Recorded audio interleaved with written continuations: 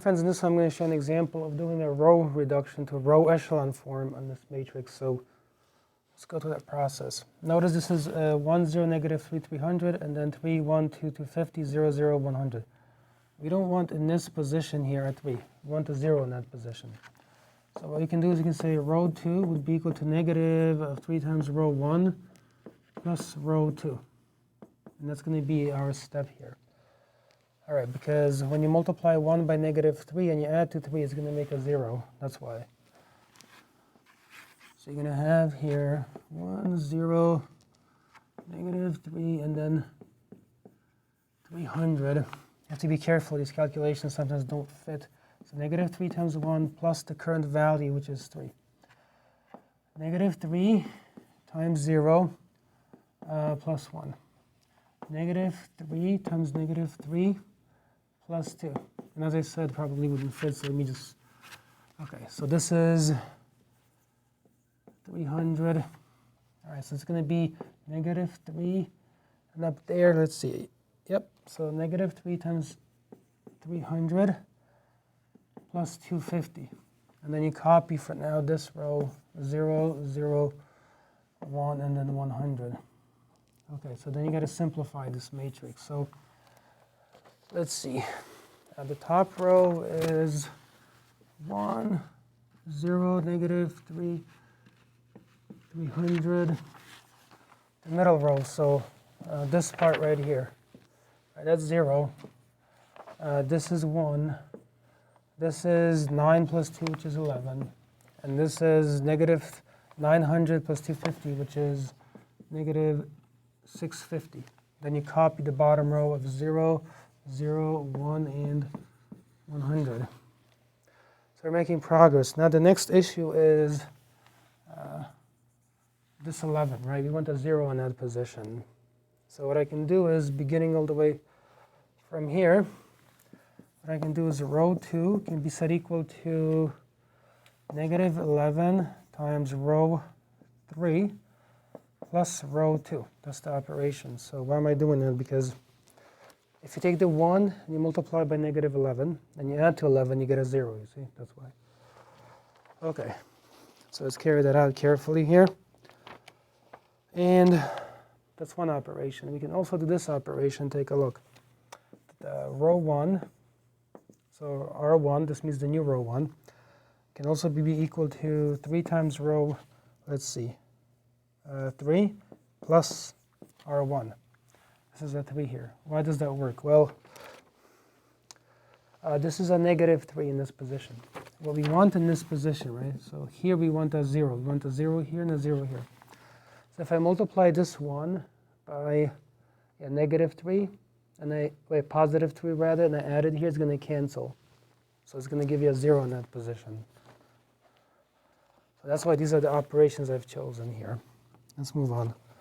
So let's carry this out, actually. Okay, so it's going to be a big step, but we'll do it.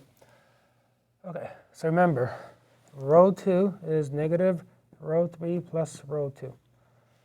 All right, so I'm going to write the following, 0. Now, why am I putting a 0 here? See, negative 11 times row 3, well, here, right, this is a 0. So negative 11 times 0 is 0. It doesn't change anything, okay? But if you want it to be very formal, you could say the following here. You could do negative 11 times the 0 from below, right, plus the current value of 0. Okay, up there. Next stage, then you would do something like this. So you do negative 11 again times 0, right, plus the current value of 1. Then you would do negative 11 times 1, plus 11. And then lastly, you would do negative 11 times 100, right, minus the 650, like this. So as you can see, these calculations are very extensive. Again, the third row, I'm just going to copy. So 1, let's be careful here, 0, 1, and then this is 100. Okay, so I've just done this part right here. That's done. Now I have to focus on this part right here. So row 1 is 3 times row 3 plus R1. So it's going to look like this. It's going to be basically, and this should be a 0 here, so that's my fault. Okay, made that a 0. Good. So now I'm going to have this. 3 times 0, so 3 times R3, which is 3 times 0 from here. And you're going to add to it then the following, plus 1. Then you're going to do it again. Be careful. So another 3 times 0 plus 0. So 3 times 0 from here times the 0 from there. And then you're going to have here, let's see, 3 times 1 minus 3. And the last one is going to be 3 times 100, and then plus the 300 this way. All right, so 3 times 100 from here plus the existing 300. Okay, so this is what it looks like right now. And now, let's carry this out and simplify it. Okay.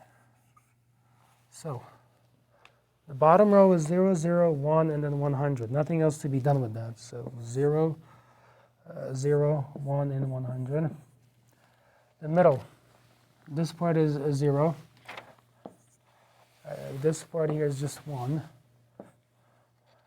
This part, negative 11 plus 1 is now 0. And then this is now 1100 minus 650, which is going to give you here negative 1750. Look at the top row. This is a 1. 3 times 0 plus 0 is 0. Okay. 3 times 1 minus 3 is 0. And then 300 plus that's going to give you the following here. I think I may have made a, yep, so that's going to give you 600 right here. Okay, it's 300 plus the 300.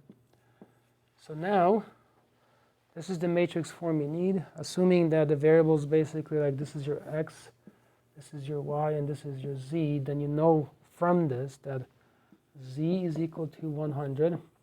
You know that y is equal to negative 1750. All right, and you also know that z is equal, well, no, x rather. So x is equal to 600, like this. And then these are the solutions. So that's why you want it in this form, because then you can just read the solutions for each variable very easily. But getting to that form can be tricky, as you can also see. All right, well, that is it. So please leave a like, please subscribe. Thanks so much for watching. I'll see you in another one. Let me move myself aside. This is all of the work.